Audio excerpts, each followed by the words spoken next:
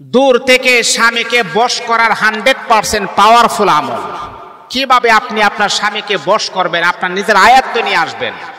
অনেক নারীদের এমন অভিযোগ আছে, হুজুর আমার স্বামী তো বিদেশে থাকে, অনেক দূরে, হাজার হাজার মাইল পাড়ি দিয়ে বিদেশের জমিন, ওই জায়গা থেকে কি আমার স্বামীকে আমি আমার নিজের আয়ত্তে নিয়ে আসতে পারবো? হ্যাঁ মা, আপনি পারবেন। 100% আপনি আপনার স্বামীকে পারবেন, আপনার নিজের কন্ট্রোলে নিয়ে আসতে পারবেন, আয়ত্তে নিয়ে আসতে পারবেন। আপনার স্বামী পৃথিবীর যে কোনো প্রান্তে থাকুক না কেন, টেকনাফ থেকে তেতুলিয়া, রূপসা থেকে পাতরিয়া, এমনকি পৃথিবীর এক প্রান্ত থেকে নিয়ে আরেক প্রান্ত যদি আপনার স্বামী থাকে, এই আমলগুলা যদি আপনি করতে পারেন 100% আপনার স্বামী আপনার কন্ট্রোলে চলে আসবে ইনশাআল্লাহ। কিন্তু হ্যাঁ শুনেন, এই আমলটা করার পরে যদি আপনাদের প্রয়োজন হয়, হ্যাঁ আমাদের উপকার হয়েছে, কাজ হয়েছে, তাহলে আপনারা যদি চান যে না ঠিক আছে হুজুরকে কিছু হাদিয়া দিয়ে, এটা হচ্ছে ভিন্ন। যেহেতু আমলটা আমি আপনাকে দিয়েছি, যদি আপনারা আমল করেন, যদি উপকার হয়, তাহলে অবশ্যই হাদিয়া দিবেন, এটা হচ্ছে ভিন্ন রকম, না দিলে কোনো সমস্যা নাই। যাই হোক, কিভাবে আমলটা করবেন? মা বোনেরা অনেক অস্থিরতার ভিতরে কাজ করতেছে, বলতেছে হুজুর আমার 4টা সন্তান, আমি আছি 5 জন, আজকে 2 বছর হয়ে গেছে, আমার স্বামী একবারও আমাদের খোঁজ খবর নিয়ে নেই, সন্তানগুলা কোথায় যাবে, কাকে বাবা ডাকবে? এই সন্তানগুলাকে নিয়ে আমি কিভাবে চলতেছি, একমাত্র আল্লাহ ছাড়া দ্বিতীয় কেউ জানে না। এমন কষ্টের ভিতরে আমি দিন কাল অতিবাহিত করতেছি। এমন কষ্টের ভিতরে অনেক মা বোনেরা রয়েছে। আমি আপনাকে বলবো, শুনেন,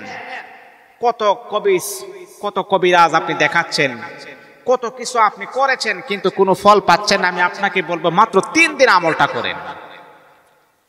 1 নাম্বার হলো আপনাকে 5 ওয়াক্ত নামাজ পড়তে হবে। 5 ওয়াক্ত নামাজ যখন আপনি পড়বেন, প্রতিদিন সকালবেলা ফজরের নামাজ পড়ার পরে আপনি 1111 বার আল্লাহ পাকের নামটা আপনি পড়বেন। 1111 বার। ইয়া ওয়ারিসু ইয়া ওয়ারিসু ইয়া ওয়ারিসু ইয়া ওয়ারিসু, এ সত্তা অধিকারী, ইয়া ওয়ারিসু, এ সত্তার অধিকারী আল্লাহ পাকের নামটা আপনি পড়বেন। 1111 বার আপনি পড়বেন। পড়ার পরে যদি আপনার স্বামীর কোনো ছবি যদি আপনার থাকে, তাহলে এটার মধ্যে আপনি দম করবেন অথবা ফু দিবেন। আপনি 1111 বার যখন কমপ্লিট হয়ে যাবে, 7 বার আপনি দরুদ শরীফ পড়বেন, 7 বার ইস্তেগফার আপনি পড়বেন। ইস্তেগফার হলো আস্তাগফিরুল্লাহ আল্লাযী লা ইলাহা ইল্লা হুয়াল হাইয়ুল কাইয়্যুম ওয়া আতুবু ইলাইহি লা হাওলা ওয়ালা কুওয়াতা ইল্লা বিল্লাহিল আলিয়্যিল আযীম।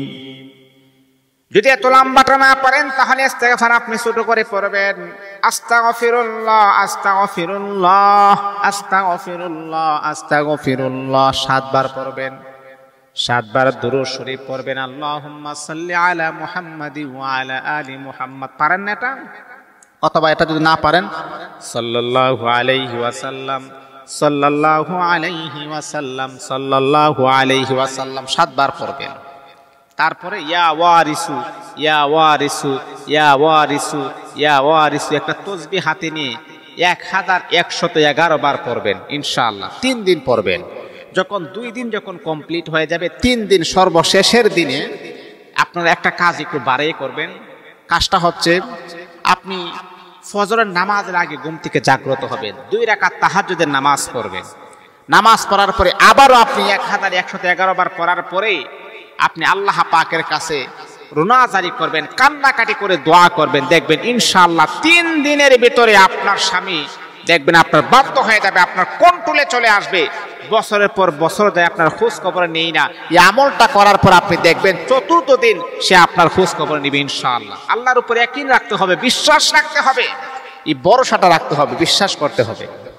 এই জন্য মা, হতাশা হওয়ার প্রয়োজন নাই, নৈরাশ হওয়ার প্রয়োজন নাই। আল্লাহ বলেন এই কোরআনের ভিতরে আমি আল্লাহ সব দিয়েছি। হে বান্দা হতাশ হবা না, হে বান্দা টেনশন করবা না, হে বান্দা ক্ষতিগ্রস্ত হওয়ার কোনো কারণ নাই। তোমার সামনে কোরআন আছে, তুমি কোরআন খোলো, এই কোরআনের ভিতরে আমি আল্লাহ সব কিছু দিয়ে রেখেছি। আল্লাহু আকবার। আমরা কোরআন বুঝি না, কোরআন পড়ি না, কোরআন চিনি না। আমরা কি করি? ওর কাছে যাই টাকা পয়সা আমরা বিলীন করি, তারপর আমরা কোরআনের কাছে আসি। আল্লাহ পাক আমাদেরকে